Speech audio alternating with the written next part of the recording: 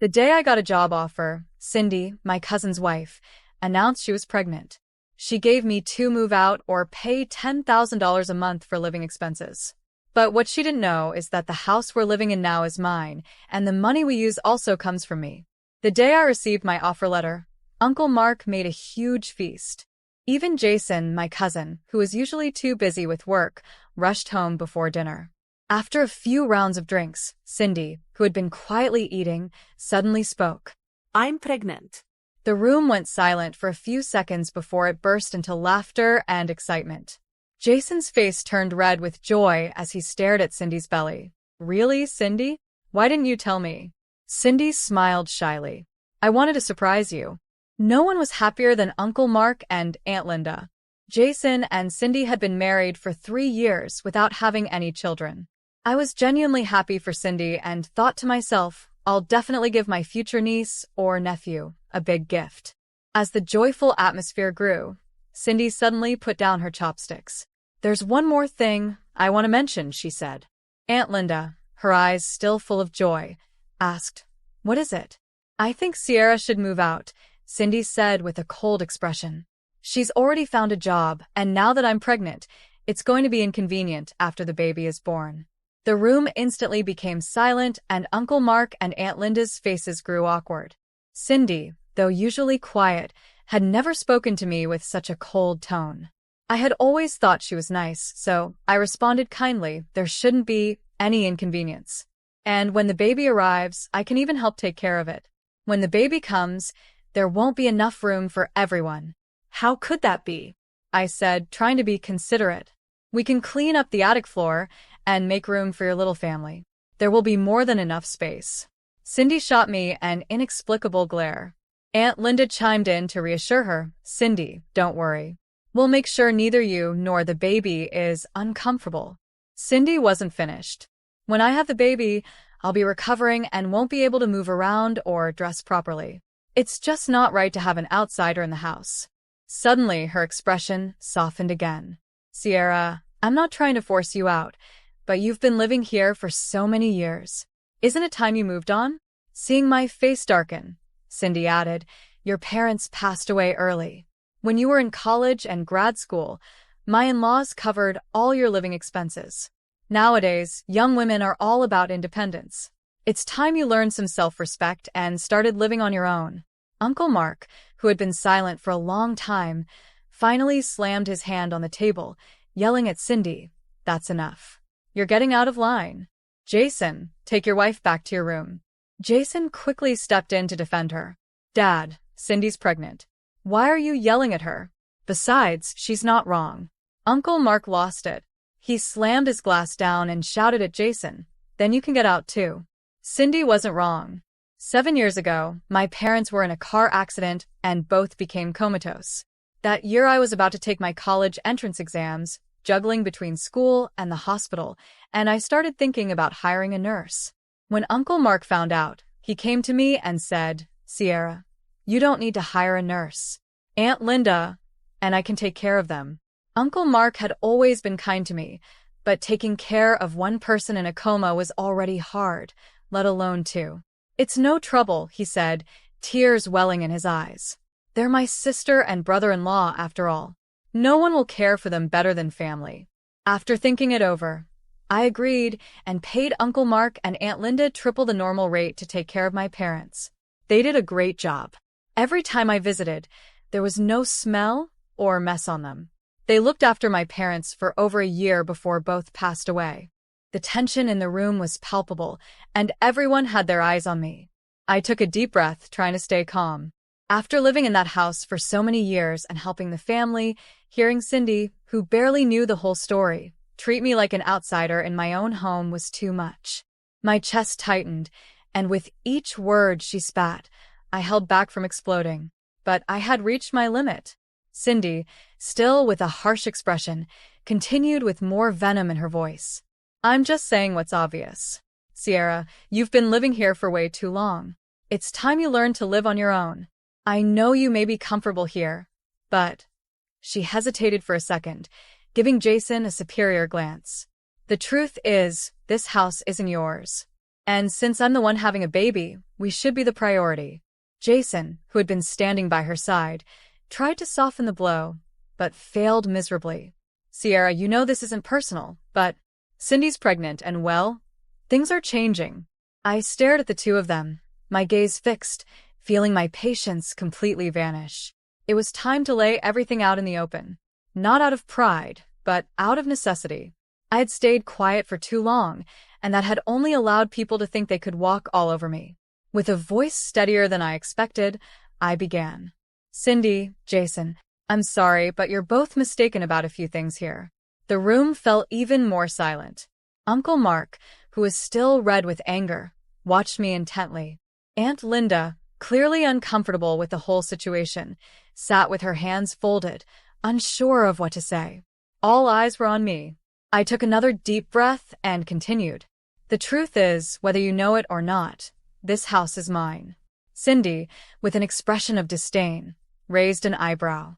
Yes, you heard me right, Cindy. I bought this house with the money I received after my parents passed. I paid Uncle Mark and Aunt Linda to take care of them while they were in comas, and after they passed away, all the money, including the money used for the upkeep of this house, came from me. The shock in the room was immediate. Jason looked confused, as if he had been hit with an unexpected blow, while Cindy's face transformed from smug superiority to a mix of rage and humiliation. She went pale for a moment, her lips trembling, but quickly shifted her expression to something even colder, her eyes burning with pure hatred. What? Jason stammered, clearly at a loss. But, Dad, this can't be true, right? Uncle Mark looked at him, his eyes filled with frustration and shame. He hesitated before nodding slowly in confirmation. Cindy, still in shock, tried to gather herself, but it was clear she was furious. She opened her mouth a few times, as if trying to come up with a retort, but no words came. I had completely disarmed her. Finally, she muttered, almost under her breath. So, you're saying this house is yours? I nodded calmly. Yes. The house is mine. And the money we've been using to cover expenses here also comes from me. That uncomfortable silence returned, gripping the room. Cindy stared at me with a mix of resentment and contempt. Jason looked completely lost, unsure of where to look or what to say. The night, which had started with celebration, now ended with unbearable tension. Cindy, visibly trying to hold on to what remained of her dignity, stood up from the table without another word, turned and marched upstairs, her face twisted with anger. Jason followed after her, still in a daze. I knew this wasn't the end of it. The next morning, I woke up early, still exhausted from the argument the night before. I was determined to move forward and focus on my work. I got dressed, had a quick coffee, and left the house without saying a word to anyone. The tension from last night still hung in the air, and I figured it was better to let things cool off before any more discussions took place. I spent the entire day at the office, but something nagged at the back of my mind. I knew Cindy wasn't the type to let things go easily. When I finally returned home that afternoon, tired from the day, the first thing I noticed was the eerie silence around the house. It was unusual. Normally, there would be some sort of movement, especially now with Cindy pregnant. But there wasn't a sound. When I tried to open the front door, it didn't budge. My heart skipped a beat. I tried again, but nothing. I walked around the house to try the back door, but it was locked too. That's when I realized something was very wrong. Suddenly, Cindy appeared at the upstairs window, her face twisted into an expression of pure fury. "You're not taking this house from me," she screamed, before disappearing back inside. My heart sank. I knew exactly what she had done. She had changed the locks while I was gone. It was clear Cindy had decided to fight for what she believed was hers, even if her claim was built on a lie. She wasn't going to accept that the house was mine. With a bitter smile, I looked up at the house, feeling adrenaline pulse through my veins. Cindy could try to kick me out all she wanted, but she had no idea who she was dealing with. I knew exactly what to do. I pulled out my phone and made a quick call to my lawyer. "Hi, it's Sierra. I need you to get the paperwork ready. Looks like we're going to have to settle this the hard way." The silence on the other end of the line was unsettling. My lawyer still hadn't responded to the voice message I sent, and I was growing more frustrated by the minute. This situation had spiraled out of control, and I knew I couldn't wait any longer. Cindy was trying to force me out of my own home, and I wasn't about to let that happen. Taking a deep breath, I decided it was time to escalate. I picked up my phone again, but this time, I dialed the police. Calmly, I explained the situation, how Cindy had changed the locks on my house without permission and refused to let me in.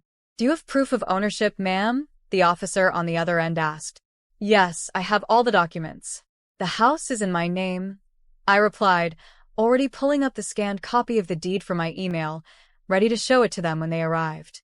About 30 minutes later, a police car pulled up to the house. Two officers, both middle-aged men, stepped out and approached me. "Good afternoon, ma'am. We received your call. Can you explain what's going on here?" I laid out the situation, from the argument the night before to Cindy changing the locks without my consent. They listened intently, and one officer asked to see the proof of ownership. I handed him the documents, and he made a few notes before turning to his partner. "Let's talk to her," the other officer said. They walked up to the front door and knocked. A few seconds later, Cindy appeared, her face still flushed with anger. Her expression changed when she saw the police, going from surprise to irritation. She knew things were getting serious. "What's going on?" she asked, feigning innocence. One of the officers calmly explained the situation, making it clear that the house was legally mine and that she had no right to change the locks or prevent me from entering. Cindy, as defiant as ever, tried to argue. "This is ridiculous. I'm pregnant, I have a baby on the way, and she's trying to throw me out? I'm not leaving. This house will be ours soon anyway." The officer shook his head, unfazed. "Ma'am, we're not here to argue about the future. What matters is the legal ownership right now. This house isn't yours, and you changed the locks without permission. That's considered trespassing." Cindy's composure cracked. "I'm not leaving," she shouted, her voice shaking with rage. "This house should be mine, and you can't force me out." The other officer, who had been quiet until now, spoke up firmly. "You have two options, ma'am. Either you leave the house now, or you'll be arrested for trespassing. It's your choice." Cindy's face went pale. She looked at me, her eyes burning with hatred, but she knew she had lost. Her defiance crumbled, and after a few tense moments, she let out a furious scream. "You'll regret this," she yelled, her voice full of venom. "I'm leaving, but this isn't over." She stormed upstairs, and I could hear her angrily packing her things. Jason, still at work, wasn't there to witness the scene, but I knew he'd be livid when he found out. Still, I didn't care. Cindy had crossed the line. A few minutes later, she came stomping down the stairs, a suitcase in hand, her face twisted in rage. She stormed past the officers without looking at me, but before she left, she turned and shot me one final look of pure malice.